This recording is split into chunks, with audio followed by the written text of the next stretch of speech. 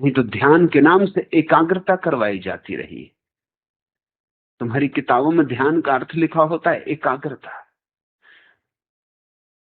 मेरी दृष्टि में ध्यान और एकाग्रता बड़ी भिन्न बातें, भिन्न ही नहीं विपरीत। एकाग्रता होती है मन की और ध्यान है मन से मुक्ति।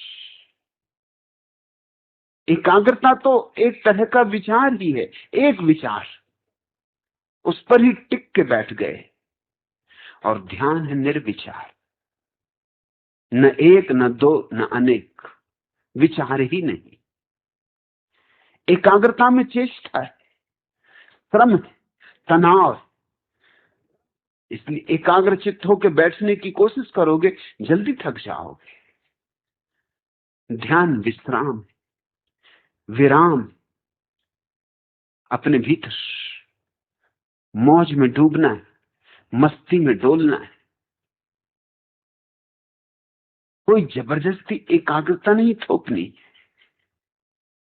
एकाग्रता में कोई विषय होता है, साधारणता मन चंचल, एक विषय से दूसरे विषय पे छलांग लगाता रहता है।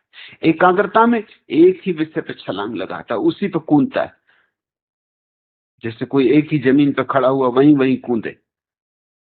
कोई दौड़े, ये मन, और कोई एक ही जगह खड़े होकर उछल कूद करता रहे, ये एकाग्रता। और कोई न दौड़े और न उछले कूदे, लेट ही जाए आराम से, उसे मैं ध्यान कहता हूं। उछल कूद ही गई मेरे ध्यान की बड़ी अपनी अनुभूति है, अपनी प्रतीति है, लेकिन शब्द पुराना है। मुझसे लोग आके पूछते कि ध्यान किस पे करना, स्वभावता, क्योंकि उनके लिए ध्यान का अर्थ होता है एकाग्रता। वो पूछते हैं एकाग्रता किस पे करनी, राम पे करें, कृष्ण पे करें, महावीर पे करें, बुद्ध पे करें, जपजी पर करें, गायत्री मंत्र पढ़ें,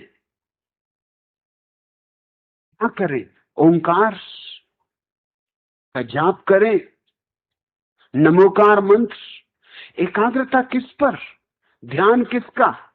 मैं उनसे कहता हूं जब तक किसका रहे तो जानना कि ध्यान नहीं। जब गायत्री भी गई, जपजी भी गया, इसलिए तो नानक ने कहा है अजपा। अजपा का मतलब होता वहां जपजी कैसे बचेगा, जरा सोचो। अजपा में जपजी कैसे बचेगा? अजपा का मतलब ही हुआ कि जपने को ही कुछ ना बचा। जप ही गया, जपजी भी गए। वो जपजी भी मन की ही बात, वो भी मन का ही खेल। कोई आदमी गालियां दे रहा है, कोई आदमी गीत गा रहा है, कोई भजन कर रहा है, ये सब मन के ही खेल है। एक गालियां दे रहा है, एक गीत गा रहा है, एक भजन कर रहा है, ये शब्द भी एक ही है। इनसे गालियां भी बन जाती हैं, गीत भी बन जाते हैं, भजन भी बन जाते हैं, मगर ये सब मन का ही जाल है।